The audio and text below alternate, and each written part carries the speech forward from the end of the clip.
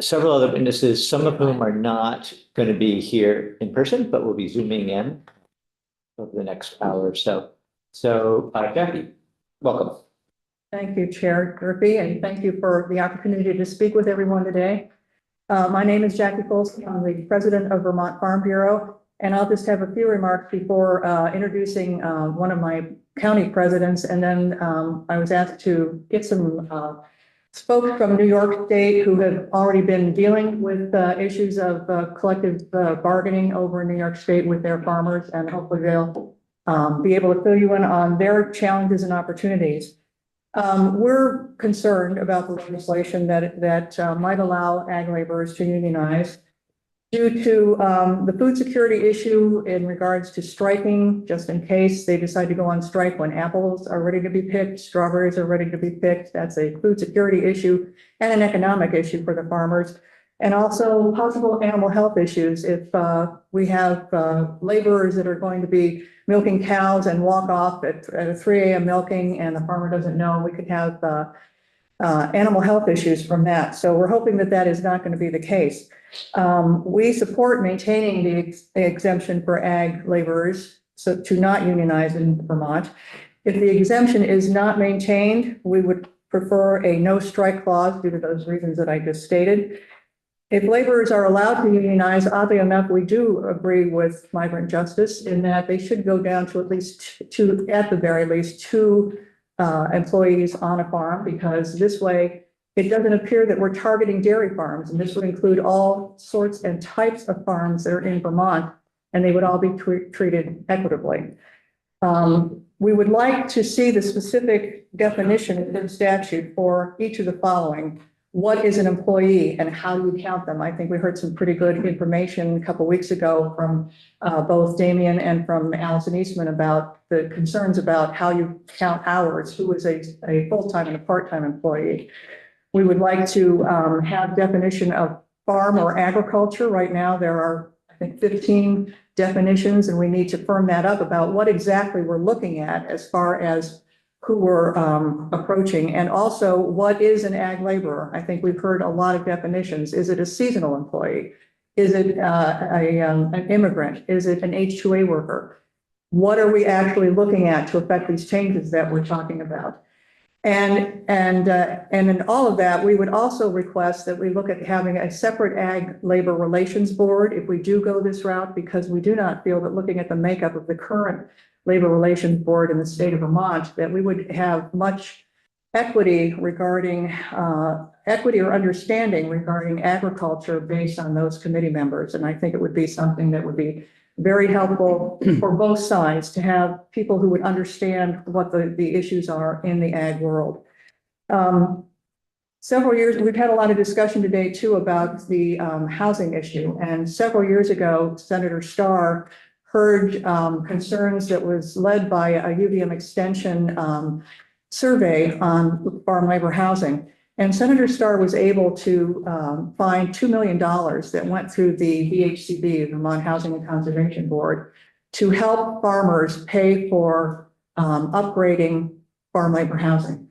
This was oversubscribed, terribly oversubscribed. Farmers wanted this money, they needed this money, and they really worked to fix up the farms, the ag labor housing that they were able to access for the money. That was not renewed, and it would be something that I think maybe we should take another look at, because those types of things are positive. We heard discussions this morning about subsidies to farmers maybe being used for other things, and I would like to remind the committee that those are not subsidies, those are incentives. Those are incentives from a variety of different sources, including federal money, that is used for a variety of different issues, including the phosphorus load going into Lake Champlain, among other things.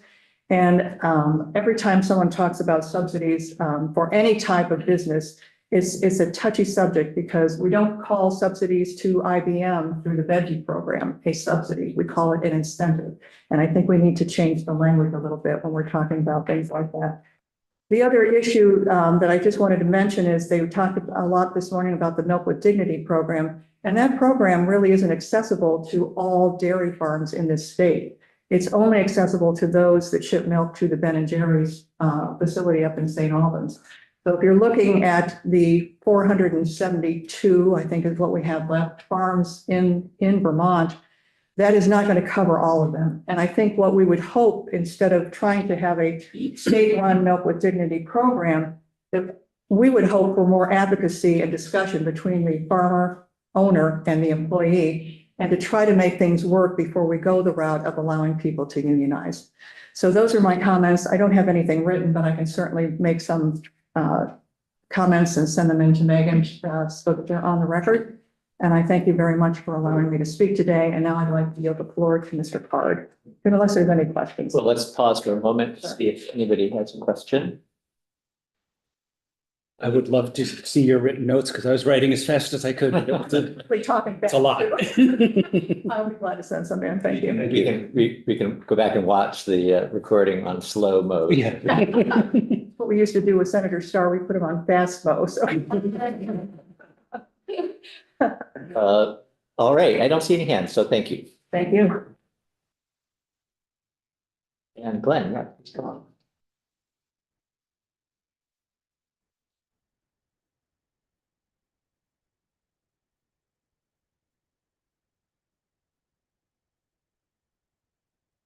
Well, thank you. Thank you for taking time to, have us all sit down here today. I'm here today with Vermont Farm Bureau as the president of Chittenden County, but more importantly, I'm here as a farmer. Not just a farmer in Vermont, but New York and Massachusetts as well. So I have an intimate knowledge of how both states are addressing similar concerns with these changes. I can tell you Massachusetts has taken a much better approach than New York when it comes to cooperating with farmers and kind of working with Farm Bureau and kind of manipulating these policies in a way that works for both farmers and employees. First and foremost, we went through, I myself testified in New York twice, and went to another sit-down meeting. And I won't get into too many of the details there, but I didn't think that when they ended their testimonies, their decision being made at the end of the final testimony on that day without any deliberation or anything was the right way to go about things there. Kind of having it preset without taking into account some of the farmers' discussions. So anyways, again, thank you for taking the time to hear from us and I'll go on. So, I'm sorry to interrupt, but I didn't ask you formally to introduce yourself, which we should have you do for the record. Okay. Watching, yeah. So I'm Glenn Card. Like I said, I'm the president of the Chittenden County Farm Bureau, and I'm a farmer in Vermont, New York, and Massachusetts. So my family we're beekeepers, and we are commercial beekeepers that run bees in several different states, including Louisiana, as well as California, New York, Massachusetts, and so on for pollination services and honey production. But primarily, so we currently run a lot of H2A workers. I employ 32 workers overall, 24 of which are H2A workers. So we're very knowledgeable about the H2A program and its benefits. One of the biggest benefits being accessibility to workers, first and foremost. I have been, let me go back, but so in my years working on my farm, we've seen a lot of change. Most of the change has become through the employees' faces or the employees themselves. We went from when I was a kid, it was myself and a small crew of 6 or 8 guys. We would work basically, start in the morning all the way till 5, 6 o'clock, and we finish out and do that more seasonally. We've moved more towards but sorry, I'm mixing myself up here. So let me go back. Let me just, excuse me. Current employee All right, so I'll go back to the third few people. The workers that we have here coming now, they spend up to 10 months away from home. These workers come here without their families, without their kids, and, they're here to work. They want as many hours as they can get.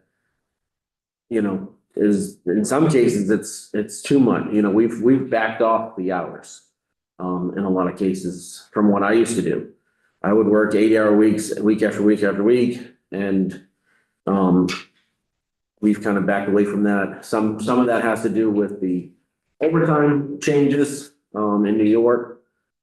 That has actually caused us to reduce hours overall, somewhat negatively affecting those workers. I guess if they're here to work and they want to put as much money home as possible, you know, their hours going from an average of 70 hours a week to 50 hours a week didn't necessarily benefit them all at all. And in those cases, they have come to me with concerns of, hey, what are we doing here? You know, I don't know if I can take these kinds of cuts to my expected revenue. You know, they send the money home, their kids are in private school, they're, you know, benefiting greatly. We've seen several of my employees have been with us for 10 years or more, and, you know, we've seen our kids go from little baby pictures to, you know, graduating schools and, really being successful. And it's good to see that. And we, you know, in a lot of cases, we consider these employees parts of the family. You know, they're just like family members. We do celebrations, quinceañeras. My brother's flown to Mexico for quinceañera last 2 months ago. And for one of the employees, and it really, you know, these people, how these people are treated is certainly important to us. And what we're doing is, you know, being part of the HOA program does put us in a different situation. But at the same time, it puts, you know, we have housing inspections. There is a certain amount of, so we have housing that we put together. We spent $150,000 on an 8-bedroom house, about 6 years ago. And we just snuck it in under the fire protection, so it probably saved us $50,000, and if we didn't have to, if not more, in fire suppression systems. So all these kinds of costs have to definitely be taken into account when we, you know, push these programs forward, and how this is all going to get paid for. It ultimately, someone's got to pay for it. And in most cases, it's going to be the consumer in the end. It all folds downhill, and the consumer ends up footing the bill. And whether that's through direct product or through their taxes. And in New York's case, they are funding the difference between 60 and 40 eventually. They're not 40, they're at 56 hours now. New York is now. So we went from immediate 60-hour cap for overtime. Now we're at 56. And New York is going to refund us 115 or 117% of what we pay. They're going to refund us back through our taxes. So essentially, they're taking tax money and giving us that overtime money back, which I don't necessarily agree with. It's a policy that you do, but I think that's ultimately the taxpayers are footing the bill for that and the decisions that are made there. So, Can I interrupt? yeah. Just to sort of summarize what I think you just said. Employers who now in New York, employees who work more than a certain number of hours are eligible for overtime pay. Yes. And it's not 40 hours, but 56. So New York policy is over 10 years, they're going to bring it down to 40 hours. And they started this, I think, in I want to say 4 years. I can't remember the exact, but they bring it down every 2 or 3 years. They drop it 4 hours. So now it was 60. They immediately set it to 60. And now they're dropping it down 4 hours every 2 years, I believe. And they are willing to cover the difference of 60 and 56, so 4 hours now, but essentially they're committing to cover I think between 60 and 40, for the foreseeable future. Now, that's something that can change. That's another thing, that policy can just be voted out and stopped at any time when the farmer's up to doing that. But again, that's a lot of burden to put on the taxpayers and, which would be end consumers of the food that's produced in the state. And then one more thing, one other thing I'd like to say is competitiveness.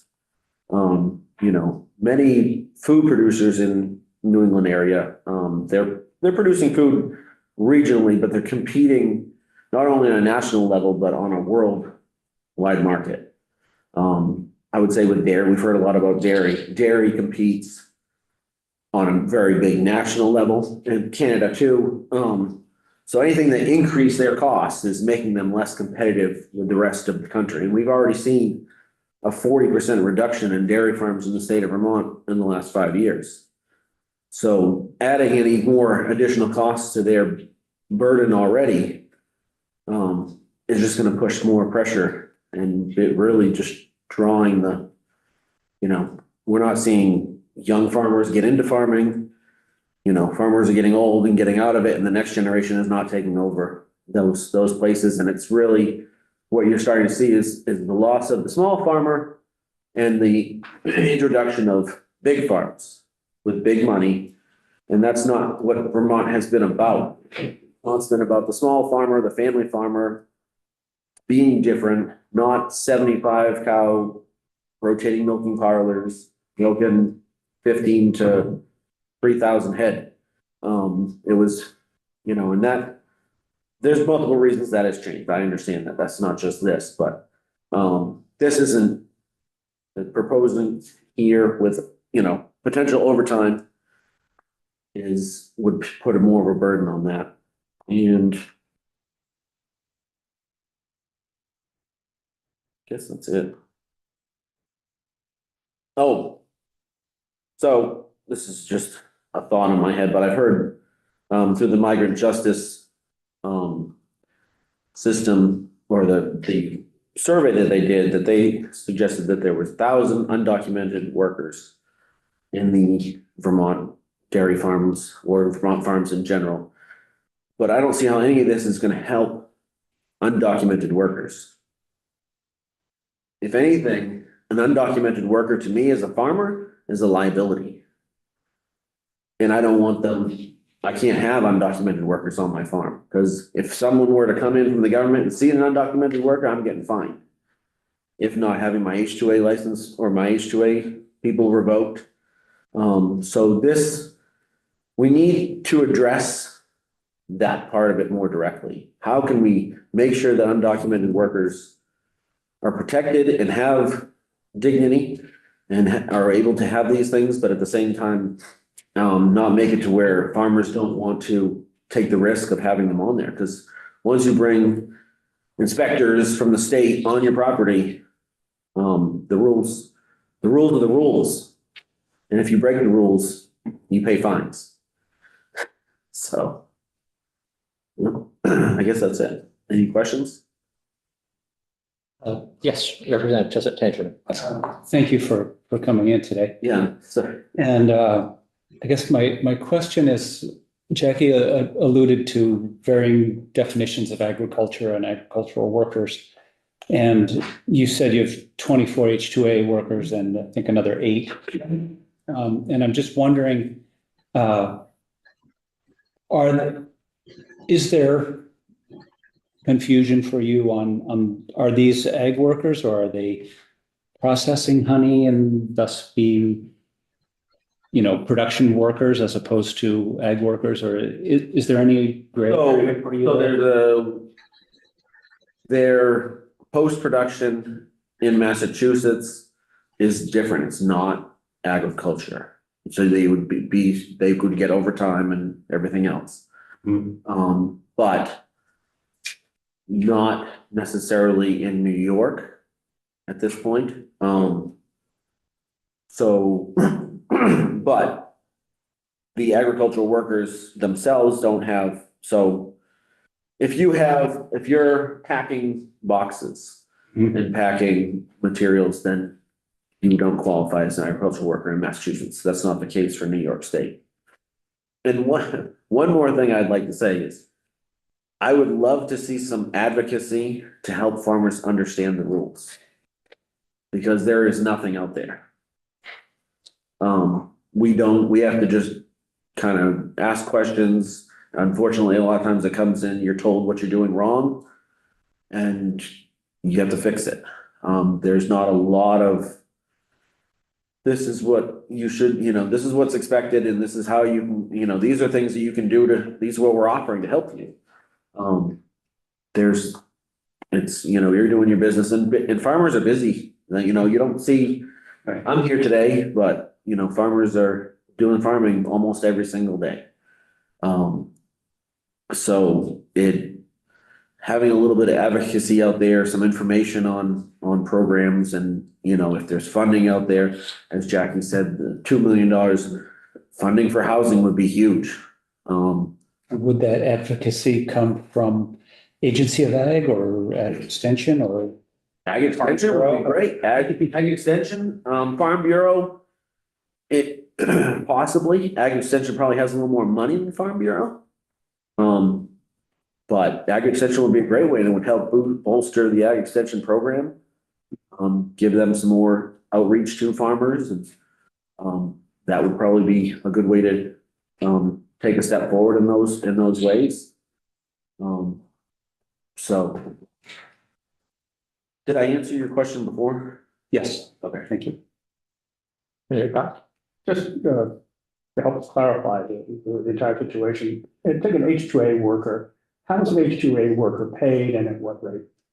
Okay, so the H2A workers are all, it's basically, there's what they call the AEWR, which is the adverse effect wage rate. It's calculated, it's issued every year for the entire country. Each state has their own wage. I believe it's 1780 this year for Vermont, and most of New England is all the same. And so they are paid, that's required to pay them. So we pay all their costs going in and out of the country, from the time they leave the door of their house to the time they arrive at the farm. All costs are covered. Bags, plane tickets or bus tickets, everything is paid to get them to here. It's not a cheap endeavor. We are doing this to basically get consistent workers. And then your housing is covered. Obviously, you're paying all your housing and you're required to have access to laundry facilities, which, if you don't have it on site, you have to bring them to a laundry facility. And then at least one trip to the grocery store a week provided. We, go beyond in most cases for that stuff, so. And so the type of worker that migrant justice is talking about is not the type of worker that you hire, is it? No, not that I know of. I'm not clear exactly when you call them migrant. It's a very, general Presumably term. from another country, but at the same time. Yeah, well, Very likely migrant H2A workers, H2A is kind of a different, it's And obviously. your workers are documented. Yes. And we have two, they call parole workers, legal Mhm. people that have permission to work, Mhm. that are outside of the H2A program. But when you do the H2A program, they are required to be paid. And if they work the same work, they're paid the same. So, Have you done anything in terms of just looking at what the cost of housing is that you pay for? And particularly if you take that cost of housing and you translate it into something that adds to the wage that the individual is paid, effectively, the individual is paid at a rate higher than $17.80 an hour with all the other things that you're paying for. Is there any calculation that you've done formally or informally as to what that represents for what the effective rate would be that your folks are being paid? so at If all of those things were 1780, included in their salary. we figure that they're closer to $21 to $22 an hour. By the time, and that's, I'd have to sit down and calculate out the latest costs or housing. That's not counting a loan for the building and stuff, because we're not factoring in all that. That's just the overall cost to put it up and power it and everything Is else. there any organization to which you belong, of people who do like kinds of work that may have statistics or numbers across what H2A workers are doing this kind of work, particularly in Vermont or in New England, are actually earning in terms of what their real wage actually is? There's a couple of organizations I could probably ask. Some of the people that help us file our paperwork might have some of the information for that, and I could check that out and send it over to you. But the type of farming that you do, you don't really deal with undocumented workers, do you? No, well, like I've said, I can't have undocumented workers on the farm. It's too risky like I've said, I have commitments to 24 people and their families. And I've told my workers, I said, I can't have, people challenging that and risking, me losing the ability to bring in workers, not only for myself, but also for their jobs. So, we, take their, they help us as much as, they're very important to us, and what we've done. We've changed a lot over the years, and I'll admit, we wouldn't be where we are as a business and a farm without reliable workforce that they provide. It comes at a cost, but it's one that, every time it increases, we scrape and scramble to try to figure out, because AEWR has gone up dramatically over the year. I think it ran up $1 last year. Close to the AEW, the average effect wage rate was, I believe it was $16.80 last year, and it went up to like $17.80 this year. So they're getting an increase, and it's been, I think, I'd have to check, but it's gone up considerable amounts over the last 4 or 5 years. So just trying to find ways to cover that. That's why we have to cut back on the overtime, because we can't afford to pay it in our crops. One of our biggest crops, we had a 40% cut in price this year. So it's a big cut to have to make up for. But everybody, first thing we do is we pay everybody because, well, it's required. And, if you don't pay them, they don't work. It usually goes with everybody. Now, does that wage rate that you're talking about for H2A workers, is that solely a Vermont situation? Does it vary from state to state, or is it national rate? So it varies from state to state. Most of the New England states are high, or not high, but at the same rate. So California, I think, is 1830 or something, every state has their own rate. Like I said, most of the New England states are pretty much the same and have been, if they all go up at the same rate. I don't know how exactly it's calculated, but, yeah, and then, southern states are less typically, so. But it's state to state based. And it's one rate for the entire state, so it's anywhere in Vermont, it's the same. Yes. Rate, yeah. Anywhere in New York, it's the same. We don't run, so I don't have any of my H2As in Vermont, but I run them in New York. So just with the paperwork, we don't have anything that we do with those guys in the state, but. So where are your workers coming from who are in Vermont? So I have a very small, my wife and I have a small farm here, and we do some bee work here, but it's much smaller, so I bring a small crew in here, non-H2A, to do it, because the restrictions on the H2A program don't allow for me to bring them in here. It would just, the cost of having to certify more housing and all that sort of stuff just keeps me from, at this point, we don't do it that way, so. Senator Cullimore has been waiting patiently with his hand up there, so I'm gonna make sure that he gets a chance to ask his question. Thank you, Mr. Chair. So appreciate your testimony. I just want to be clear, or have you clarify for me.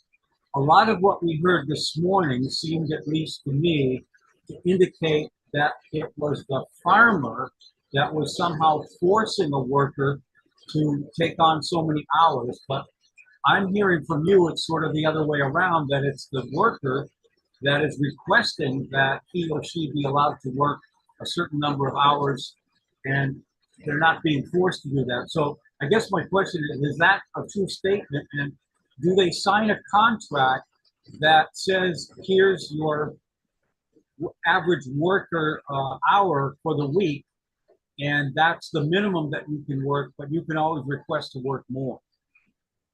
So they sign a contract. We don't have a minimum. We had, there's a contract that you have to, with H2A, they have what they call a 3/4 guarantee. So as long as they work 3/4 of the hours that you've proposed, you're covered. And that wasn't a clear, so yes, they signed a contract. Our contract states 60 hours average. That's probably gonna change next year, because we wanna push it down. The state of New York had us put it to 60. We had it at 40, and they had us change it to 60 because they said that it wasn't, there might be some US workers that would want to work 60 hours. So they had us change it in the advertising. So that's why we went to the 60. But to answer your question, yes, the workers will work as much as we, I mean, obviously there's a certain point where you're like, no, go tired, take a break.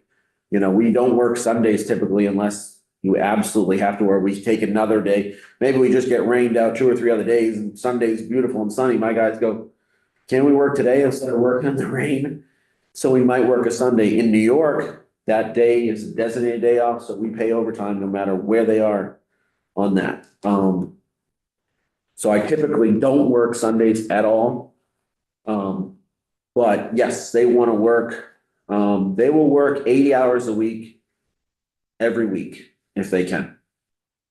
And some guys will push more than that. Down in Louisiana, they're working long hours, and that's pretty brutal heat down there. So we've done all we can to kind of, as these AEWRs have been rising, we've been cutting back on hours, and it's kind of a pushback back and forth. They want to work more, and we need to cut some costs, especially with our price getting cut. So we typically will cut out a whole day because it's just the way it seems to work better, or just in an attempt to work less hours. And they don't have any incentive to have Saturday and Sunday off. They're here to work, and that's what they want to do. They'll take all that money home and, provide for their families. They spend, the biggest gripe I have coming out of them is I'm spending all this time with you and missing all the time with my family. With me or with my work, and missing all the time at home. I want to work. I didn't come here just to take weekends off. Okay, so just to be clear, they know ahead of time too, before they sign a contract, what that basement level of hours is going to be. And it's their choice to either sign the contract or not. Nobody's forcing them. And the second thing is that it's not the farmer forcing them into working long hours. It's their choice to do that. Yes, I have never forced anybody to work anything. It's all by volunteer. Usually you go in and say, hey, if you have that extra time, say we're loading trucks or something like that. I've had a situation where I walk in and say, who's going to come and help me? And usually every hand goes up in the room. So, Thank you, Mr. Clark. I appreciate it. no problem. One more question. Okay, so I'm wondering if there's a difference between the H2A workers who are here to earn money and then go for a designated time period and then go home versus a worker who is living here year-round for a decade or two, and the number of hours that person will want to work. So my workers that are non-H2A usually work about 50 hours.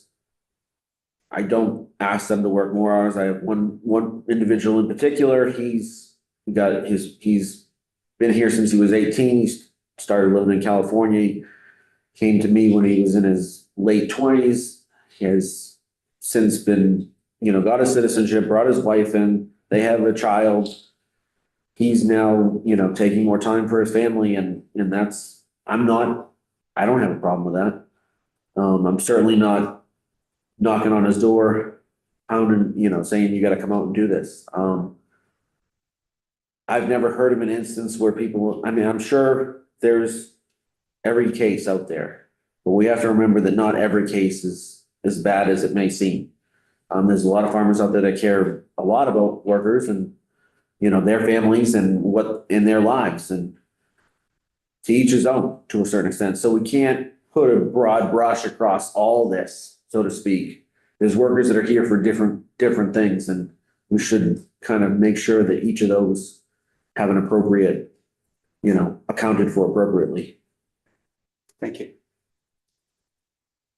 All right. Well, thank you very much then for coming in. I really appreciate you taking the time from your day job too. Thank you. We're going to switch now to some of our witnesses who have joined us over Zoom. So Deanna Fox, you can hear us. You've been able to hear our Yes, I conversation. can hear you fine. Good. Well, thank you for joining us today. You are with the New York Farm Bureau, and you can tell us a little bit about your role there. And we're particularly interested in hearing any perspectives that you might be able to share from either the Bureau or members of the New York Farm Bureau on how the labor laws and changes in labor and employment laws might be affecting them. Sure. Thank you for having us today and hearing our testimony. My name is Deanna Fox. I'm the CEO of New York Farm Bureau. I'm going to keep my testimony relatively brief because I think the more important testimony is coming from our farmers that are here as part of the call today. So I'll give you a brief kind of overview about how New York arrived to where we are today. For the better part of a decade, we've been working to have our voices heard in New York on various Farm Labor Practice Acts, bills, and statutes. So the New York State government signed on July 19th, 2019, the Farm Workers Bill that established the Farm Laborers Fair Labor Practice Act. As part of that act, farm laborers were granted overtime pay, as you heard earlier today, that's currently at 56 hours a week, 1 day of rest a week, disability and paid family leave coverage, workers' compensation coverage, unemployment benefits, and other labor protections. There's been various laws and statutes that come up in relation to that. The probably biggest one that we're currently working with is that farm laborers, farm employees, have been placed in oversight with the Public Employees Relations Board, which is designed to oversee employment relations with New York State public employees. So this is a unique sort of makeup that a private sector unionization or employment relations oversight would be included with public employees. So there's been definitely a learning curve, and we're still very active in trying to help PERB understand what the needs of farmers are, because I don't think that there's been much understanding going into that relationship. So in our most recent conversation that we had with the chairman of the Public Employees Relations Board, we had specific asks that we find are very much lacking in the relationship. Not so much the relationship with the farmer, but the actual relationship with the farm employee, the farm laborer. So one of the things we feel is missing is ongoing outreach to farm laborers. There isn't a lot of clarity in who the farm laborers should be contacting if they have an employment or unionization question. We've asked for a one-stop shop from the agricultural workforce development to ensure that our farm laborers are updated on the PERB process and their rights as workers. The requirement that evidence be offered before processing a charge when unions file a complaint against a farm employer, as outlined in the internal review of PERB's own statute. So Currently, much like you can't simply be prosecuted on a charge with no evidence in New York State, we've also asked the same be true whenever there is an unfair labor practice charge brought against a farm.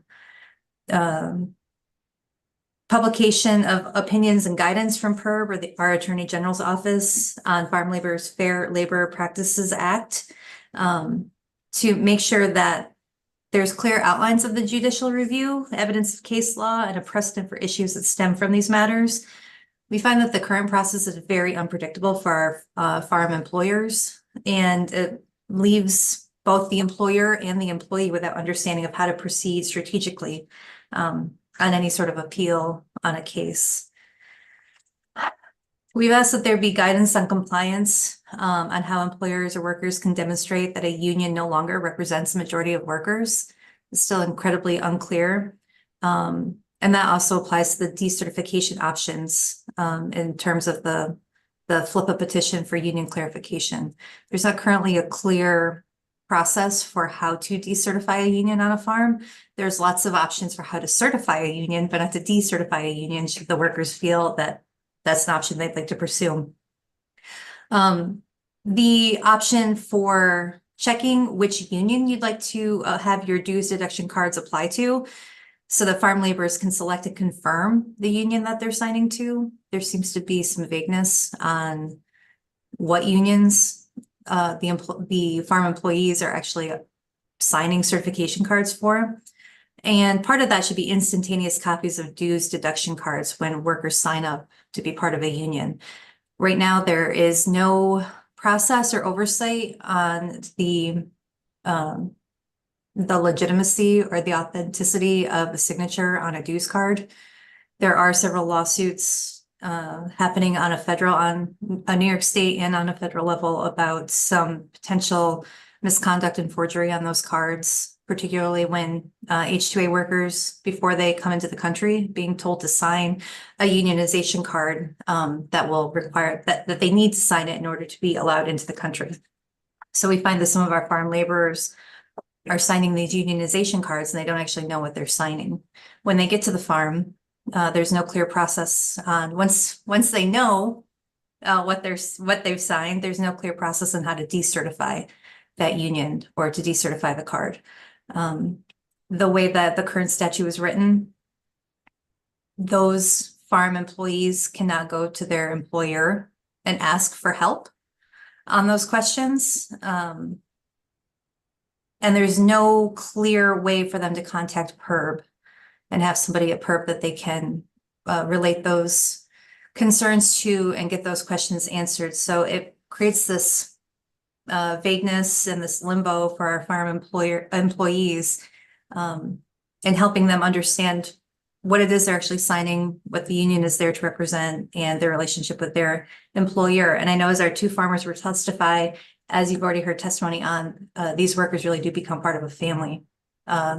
New York State, especially New York Farm Bureau, did not advocate against or protest against unionization on farms. We've never offered that. We didn't think that farm laborers should be able to unionize. We just want to make sure that there's fair and equitable practices, both for farm laborers and farm employers.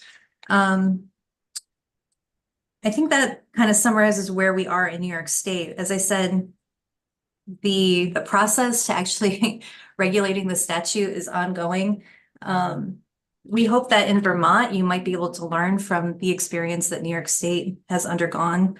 A big part of that is a need for funding programs with either low interest or no interest loans that allow farmers to meet the regulations that might be placed on them. And then ensure that regulations and codes written in any of the statutes or laws be forward thinking, be as predictive as possible, not impede on the First Amendment rights, including free speech and the ability for enterprise of the farm owner, the farm employer. So with that, I can take any questions, but I think the more important testimony today is going to come from Mr. Skelly and Mrs. Torrey. Good, thank you very much. All right, let's go right to testimony from Mr. Skelly. Thank you very much for having me. My name is Kim Skelly. I'm a dairy farmer out in the Finger Lakes area of New York. We employ about 35 full-time people and between 10 and 20 part-timers, depending on what time of the year it is and seasonality of work.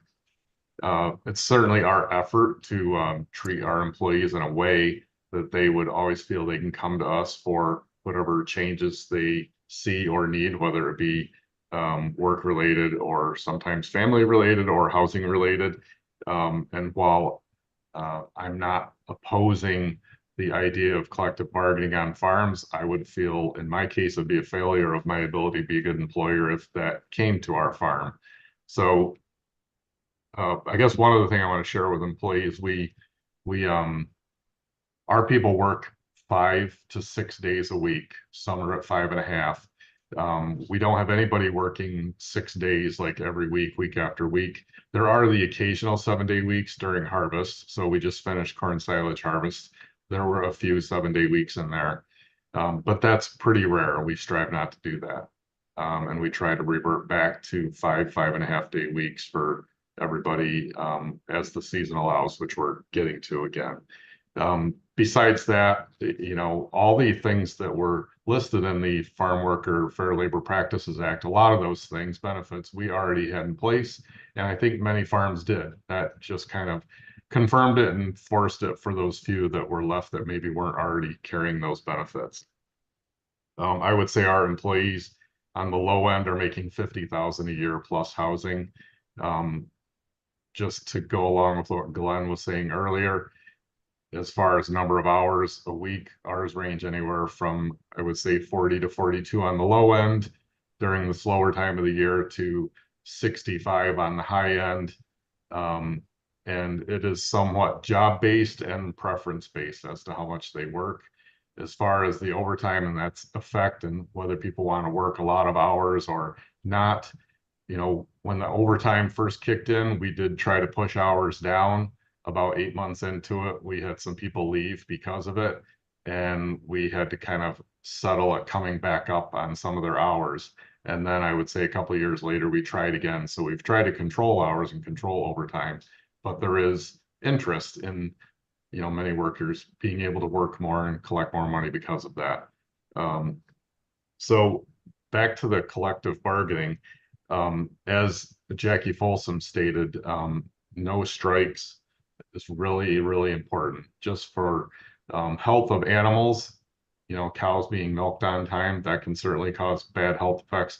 And crops, when they're ready to harvest, that window can be short. So you can have a catastrophic crop failure if crops aren't harvested. And so New York did put that in place, no strikes allowed, and that was one good thing. I would say the biggest negative of the way the collective bargaining rules were put in place was the card check or the card sign. So in order to certify a union, a farm has to have 50% plus one of their employees sign a card. Now that card could be signed anytime over a year's period. A union worker could collect cards from some employees, you know, a few months ago and keep them up to a year. And so there's a lot of reasons why this has caused so much contention in the run up to having unions on farms. And I'm just going to list off a bunch of those. One is many employees have been told, don't worry about putting a date on the card. And so workers are signing those cards or putting those dates on those cards for later. So it allows them to have that be a valid card for a longer period of time. The Hispanic culture, which a lot of our workers are from Mexico, about half are from Mexico. Their culture is much more quiet, or I'd say conflict avoidance. So they are just going to kind of keep their head down, not want to cause any trouble, kind of follow the rules or what they're told to kind of get through. Like Deanna said earlier, they were held at the border. There was a supposed farm meeting for them to come to, and they were told that they need to sign these cards before they cross the border. So, you know, they're just thinking, I got to do what I'm told and there won't be any harm. And so they sign a card, and next thing you know, that's used to certify a union. So I would say pressure tactics from that kind of example there. Also their ability to read. So reading skills, do they understand, even in Spanish, if the card's in Spanish, do they understand exactly what it says? And of course, they're required to provide cards that are in Spanish. However, we have heard a couple examples where they were asked to sign cards that were not in Spanish. So it kind of comes back to the understanding of what they're signing and verbal promises of something to get them to sign it. And there's been verbal promises of, well, once you sign this, we as a union can provide you housing for your family when your family's not actually coming until that option is opened. There's verbal promises, so the COVID Worker Relief Fund, that was used at times to, we can provide you with the $600 for the COVID Farm Worker Relief Fund. And if you sign this card, well, in fact, that they don't need to sign a card to have access to that $600 fund.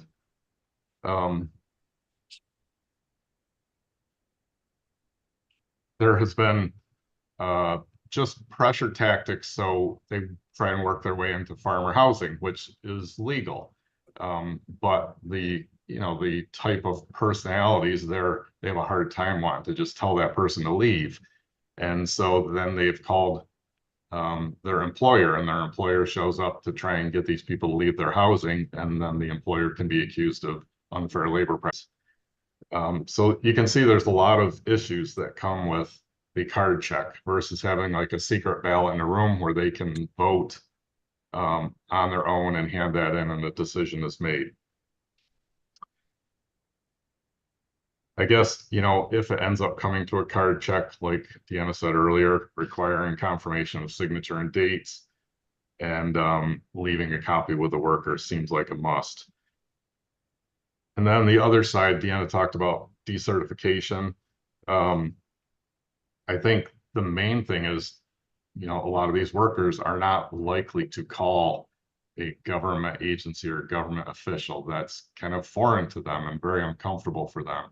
And so we have kind of just begun with Public Employee Relations Board, an effort where they have a person who speaks their language, who's available to call, but we're also trying to get his face and familiarity out there so that farm workers may feel comfortable calling him, because we as employers cannot get in the middle of any communication or concerns between union and the farm workers.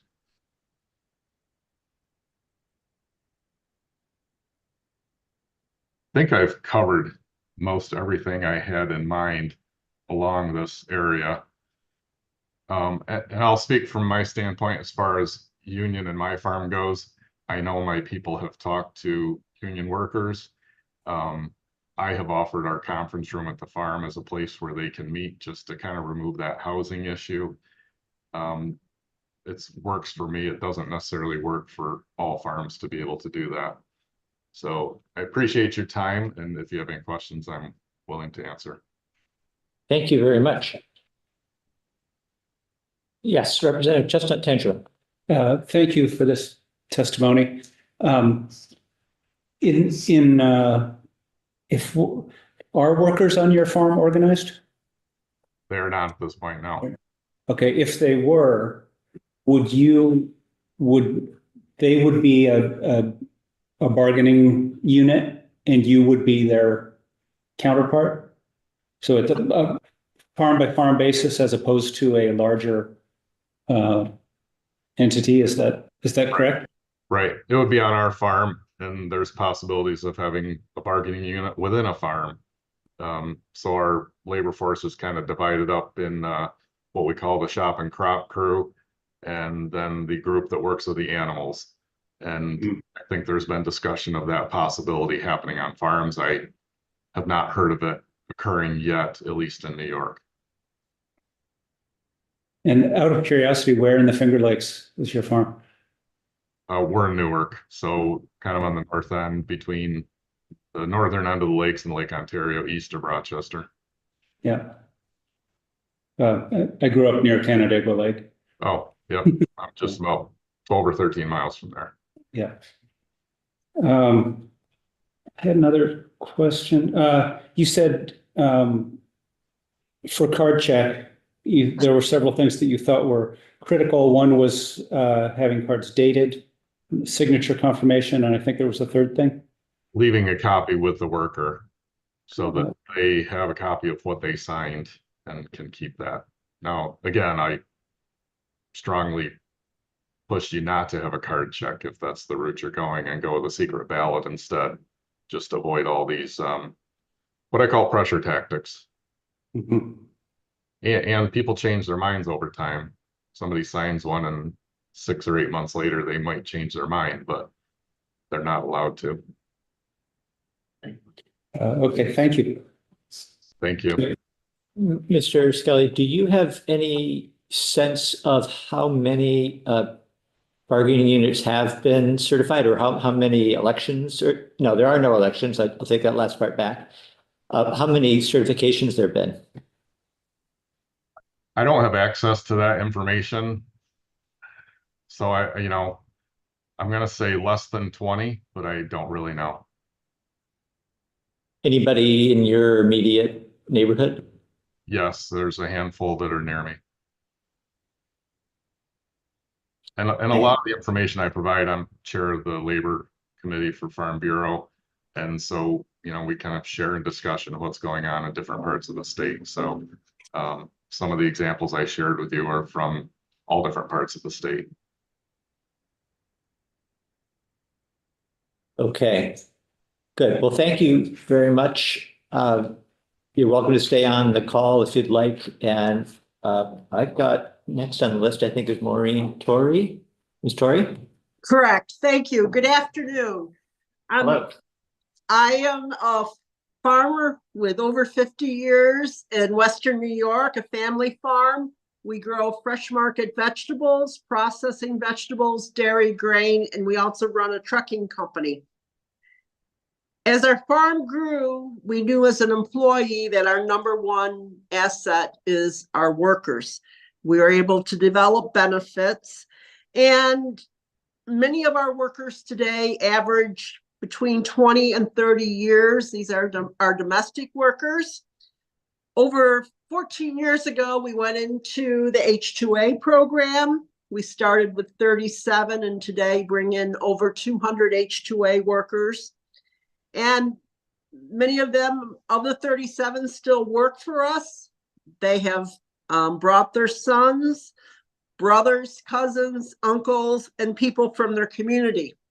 If you go to the NPR, unknowns to us, there was an article written in the early 2022 that working on our farm is the largest source of income for their town, which is located on the west coast of Mexico. I've been very fortunate and able to work on many county, state, and national organizations, helping the farm workers, working for their rights, helping to educate other farmers, knowing, because we all know how important the people that work for us are. As it was said, the Farm Laborers Fair Labor Practice Act was signed in 2019 and went into effect in 2020. Many of our workers, they know the economics of the outcome would be less hours, less pay. They testified, they rallied, they wrote letters, and they gathered at meetings with elected state officials saying, we have dreams. We want to send our children to school. We want to educate them. Our domestics, we have mortgages. My wife stays home. I work all the hours. Well, sadly, they have learned to accept that 60 hours was going to be the norm on the farm, even during peak time when they knew they could make a little bit of extra money. Working on a farm, I don't think there's any farmer that forces anyone to work hours that they don't want to work. Labor is so tight that you make accommodations. You're having people work part-time, letting them work the number of hours that they would like to. Back to collective bargaining wasn't an issue when the Farm Laborers Fair Labor Practice went into effect, but we had no clear guidance, who, what, how, what practices would be.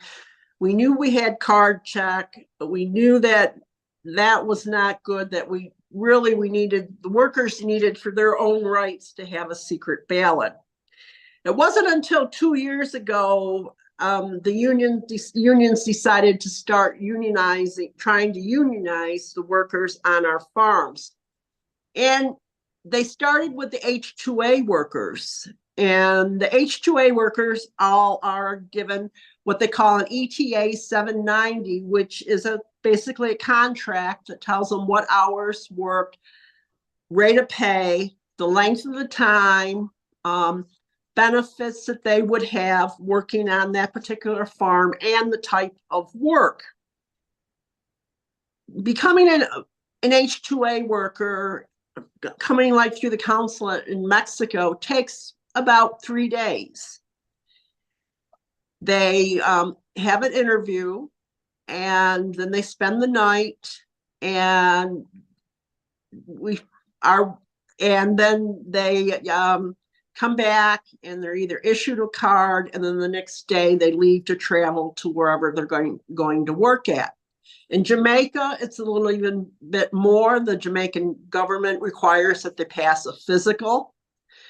And so the process is not fast and easy. They've traveled many miles from their homes usually to get to the consulate.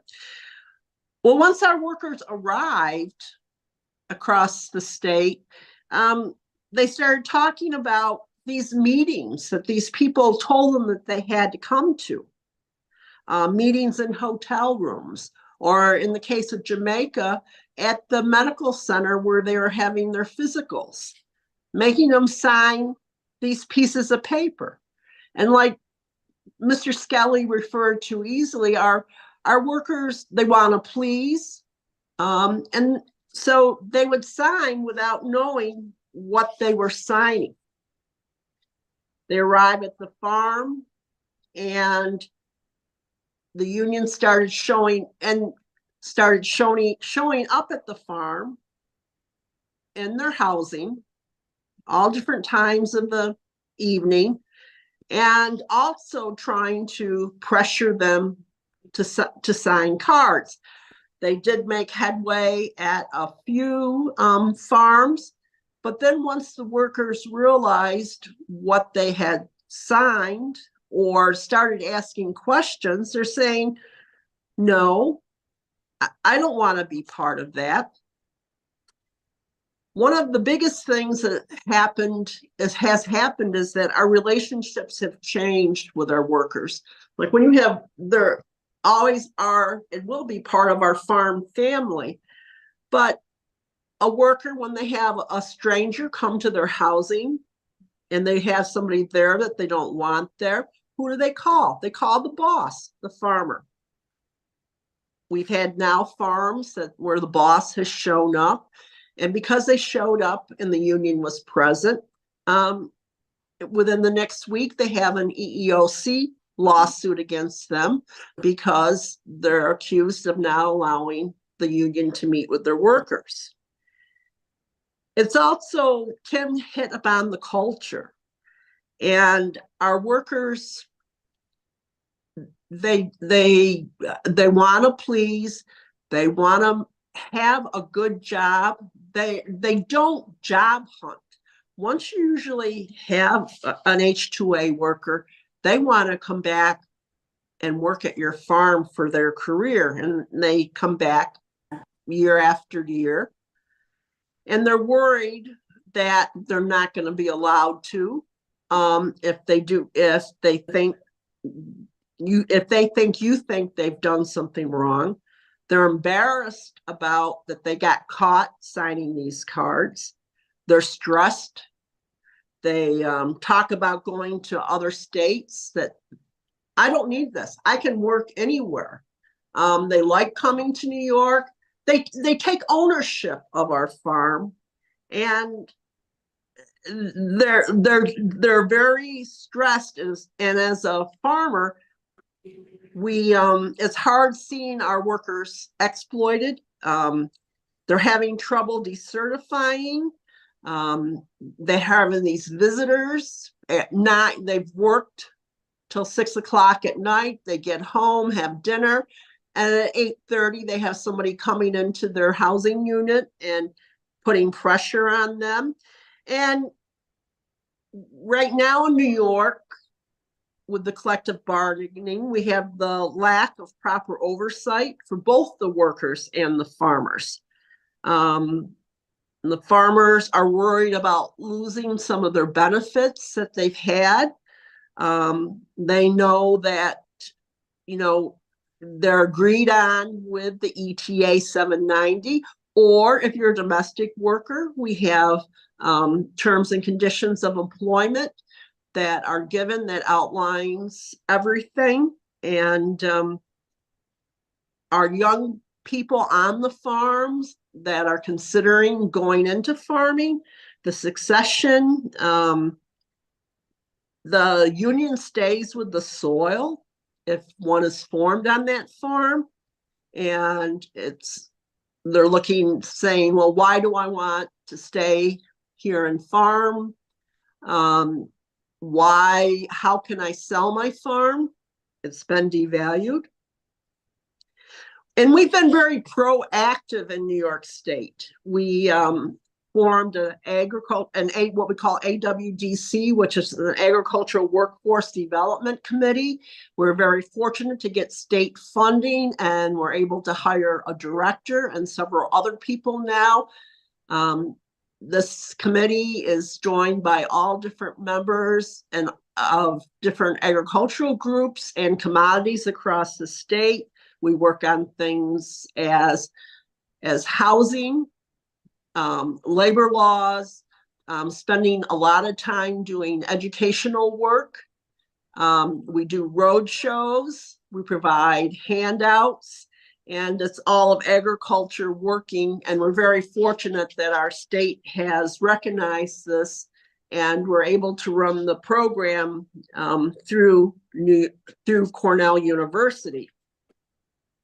The one thing I'd like to say too, and I'm sorry that I didn't get this forward to your committee, but I'm also part of the original National Dairy Program. And we started meeting 5-6 years ago, and they took a lot of ideas, what we had done in New York State. And we have put together a human resource legal fact sheet for Vermont, which goes through all the current labor laws as of June of 2023. And we also it's a 9-page document. And I think you'd find it very useful in looking at what's in effect in the state of Vermont already, and what the guidelines and law regulations are for the Vermont farmers. We also did a national sheet, and this is something that we are updating, or the committee and National Milk is updating as when laws are changed in the state. It does basically cover all commodities too. In closing, I'd like to say, please listen to the farm workers and farmers, and don't let your farm workers be exploited. Learn all you can. It affects both the farmer and the farm worker. And remember, farmers are price takers. The one last thing I'd like to say, which was just a new development that happened on October 8th, that National Right to Work is now working with some of the farm workers about the union practices in New York State and the inability to decertify. And they did issue a press release on this on October 8th. And I guess I'll open it up for questions if anyone has anything. Great, I thank you covered very a much. lot of material and I could talk about this subject for a week. We appreciate what you've been able to say in the short amount of time that we've had. I wonder, do you have any insight into instances where farms have been unionized? And I think you said that it was 2 years ago that unions first, the law has been in effect since 2019, but it wasn't until maybe 2022 that there was any activity. Do you have any insight into what the contracts that have been signed, if there have been any signed, might have that farm workers might not have otherwise been able to get on their own? The ones in our area and have been attempted to be unionized by the UFW, there have not been any signed contracts yet. There's still a mediation. There's also legal action taking place. So we don't know. We hear demands, but nothing's been has been signed. In Long Island, which was a different union, there was one at one farm, and since that time, that farm has gone out of business since they signed, and they really weren't gaining anything, the workers, than what they already had. Thank you. Other questions? I guess the one thing that really is just the stress that it's made on the farms, the stress for the workers and the stress for the farmers.